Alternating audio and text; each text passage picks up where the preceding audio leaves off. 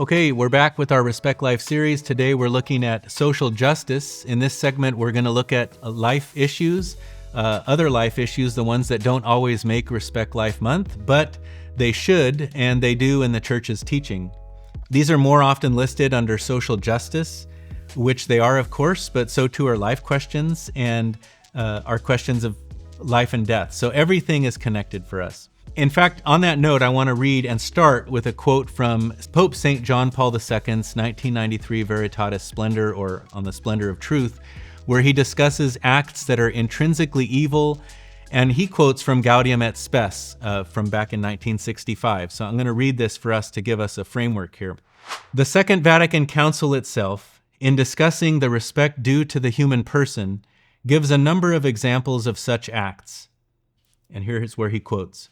Whatever is hostile to life itself, such as any kind of homicide, genocide, abortion, euthanasia, and voluntary suicide, whatever violates the integrity of the human person, such as mutilation, physical and mental torture, and attempts to coerce the spirit, whatever is offensive to human dignity, such as subhuman living conditions, arbitrary imprisonment, deportation, slavery, prostitution, and trafficking in women and children, degrading conditions of work which treat laborers as mere instruments of profit and not as free, responsible persons. All these and the like are a disgrace, and so long as they infect human civilization, they contaminate those who inflict them more than those who suffer injustice, and they are a negation of the honor due to the Creator. Now that's a powerful framing from that encyclical, two encyclicals. And I want to quote from the Catechism of the Catholic Church as well. It says, society ensures social justice when it provides the conditions that allow associations or individuals to obtain what is their due, according to their nature and their vocation. Social justice is linked to the common good and the exercise of authority. Now, this can only be secured through the principles of human dignity, solidarity, subsidiarity, and the common good. Those are the basic four principles for us, and each of these are worth exploring in a lot more detail, and you can find resources out there for that. But let's get to your questions today.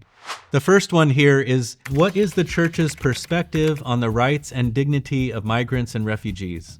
Well, today there are more than 120 million people that are forcibly displaced. And that includes, and I have some notes here to read off of, 43 million refugees, over 43 million, over 63 million internally displaced people, almost 7 million asylum seekers, and almost 6 million people in need of internal protection, a majority from the country of Venezuela alone. Now, the Church doesn't look at these as primarily numbers, nor certainly as threats, but as persons made in the image and likeness of God. The Church's perspective is given to us by God in Leviticus and by Jesus in Matthew 25, and we'll look at both of those. In Leviticus 19:33-34, we read, "When an alien lives with you in your land, do not mistreat him.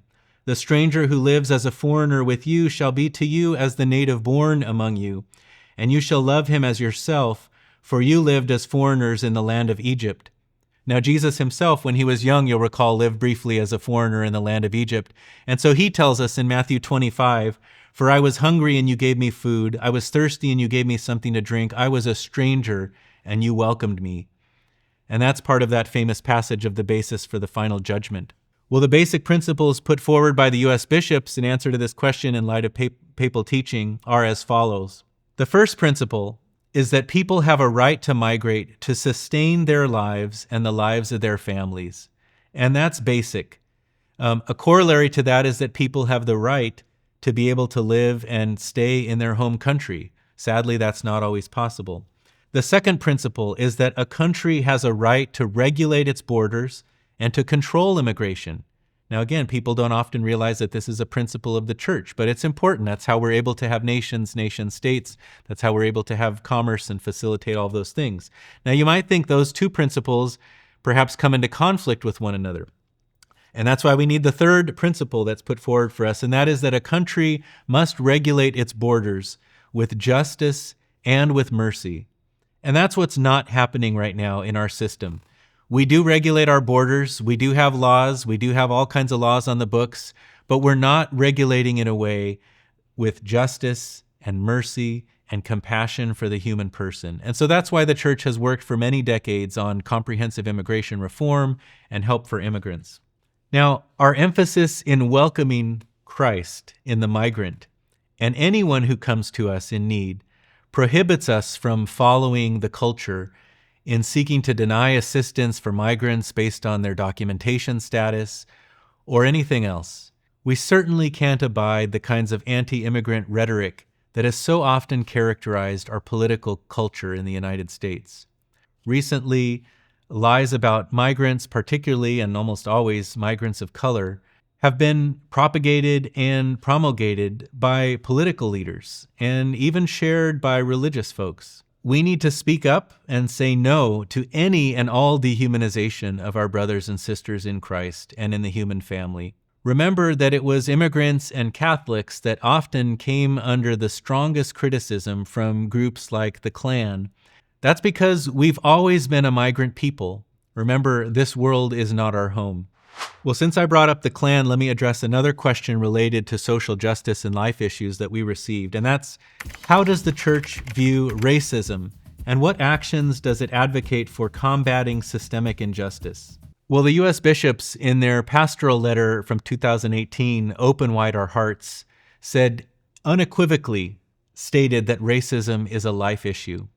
In their earlier pastoral letter, Brothers and Sisters to Us, they wrote, and I'm going to quote from that here, "Racism is a sin that divides the human family, blots out the image of God among specific members of that family, and violates the fundamental human dignity of those called to be children of the same Father. Racism is the sin that says some human beings are inherently superior and others essentially inferior because of race.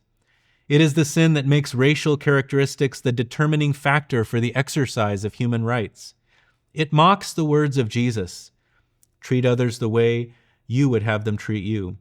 Indeed, racism is more than a disregard for the words of Jesus. It is a denial of the truth of the dignity of each human being revealed by the mystery of the Incarnation." And they add, "We have preached the gospel while closing our eyes to the racism it condemns. We have allowed conformity to social pressures to replace compliance with social justice." Well, Pope Francis addressed this also in his recent encyclical Fratelli Tutti. And in that encyclical, he states, quote, "A readiness to discard others finds expression in vicious attitudes that we thought long past, such as racism, which retreats underground only to keep reemerging. Instances of racism continue to shame us, for they show us that our supposed social progress is not as real or definitive as we think." And later he writes, "Every brother or sister in need, when abandoned or ignored by the society in which I live, becomes an existential foreigner. Even though born in the same country, they may be citizens with full rights, yet they are treated like foreigners in their own country. Racism," he says, "is a virus that quickly mutates, and instead of disappearing, goes into hiding and lurks in waiting." Well, recently a group of pilgrims from the Diocese of Orange were able to visit Selma, Montgomery, and Birmingham, Alabama on a civil rights tour. And among many other incredible sites, Dr. King's home and parsonage, we visited the Legacy Museum, built by the Equal Justice Initiative. We were immersed briefly in the history, the land, and the stories of those who pushed against the social pressures of their time and were, quote, foot soldiers for justice. They were called that because they did so much walking. We heard from one woman who had marched with her little brother and on Bloody Sunday was chased by a white man deputized by law enforcement and mounted on a horse who jolted her with a cattle prod.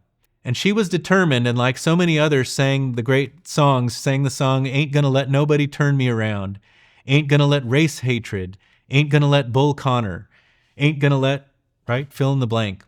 Well, who's Bull Connor, you ask? Well, remember the racist city commissioner, de facto mayor of the town, who with the local sheriff deputized everyday white folks, terrorized blacks in Birmingham. He's the one who released the dogs and flesh-ripping hoses on youth protesters. He's also the one who, when they finally figured out how to get rid of him by electing someone else, mayor, he refused to leave office and formed a parallel government in the city of Birmingham for a time. This cruelty was accompanied by the everyday acceptance of slavery, then convict leasing, then Jim Crow, lynching, and then the new Jim Crow of mass incarceration and the ongoing use of the death penalty in that same handful of slave states. These same states refuse federal funding for kids' lunches, affecting mostly black and poor white kids. Today, 1 in 3 black boys can be expected to be sentenced to prison. 1 in 6 Latinos. 1 in 17 white boys. We can look to similar discrepancies in maternal health, in nutrition and food, in jobs, police violence, and on and on. These are life-threatening realities that demand our attention. They require us to wake up and not be lulled back to sleep by anti-woke crusades and minimizing the pain of our dear neighbors. Our dear sister we heard from, who was one of those foot soldiers, at the conclusion of her sharing with our group, she shared with us that it seems like in some respects, things are going back to the way they were, which was devastating to hear from her, who had walked through more difficult things than I will ever face here. As Sister Thea Bowman would say, we need to tell the true truth about racism in our country. Let's take the next question here, which is what are the church's teachings on care for creation? The church's teaching on care for creation can be found probably best expressed in one encyclical, Pope Francis's Laudato Si, which is really the fruit of the previous pope's calls to heed the climate crisis and our responsibility as good stewards of creation to care for our common home.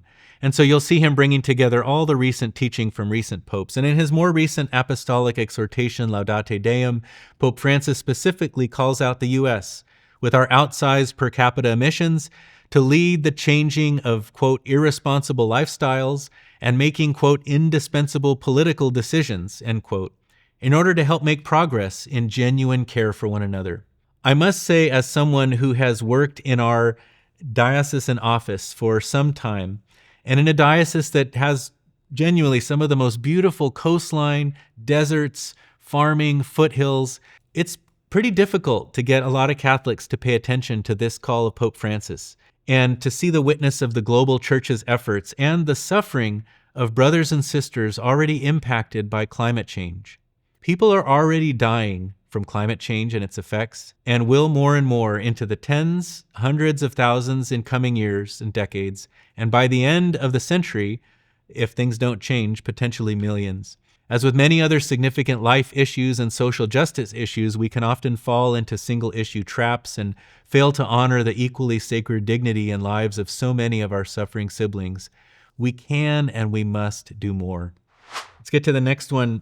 How does the church view economic systems? And what are its principles for economic justice and the fair distribution of resources? Well, the church has a lot of social teaching on economics, and we don't have time to go into it all here, but like the above point, we can point to Pope Francis's summation of much of the tradition of Catholic social teaching when he points and says, this economy kills. The way that we organize ourselves so often, elevating accumulation, extraction, profits that stay with a few, greed, benefits some of us at the expense of the sum of us, that is, all of us together. Now, you might be thinking that we are more well off than we've ever been and things aren't so bad here, but at whose expense? And what about other places, right? Our comfort here affects those who extract our resources across the globe. As Pope St. John Paul II put it in his Solicitudo Rei Socialis on social concern for the church, he writes, "We are therefore faced with a serious problem of unequal distribution of the means of subsistence originally meant for everybody, and thus also an unequal distribution of the benefits deriving from them."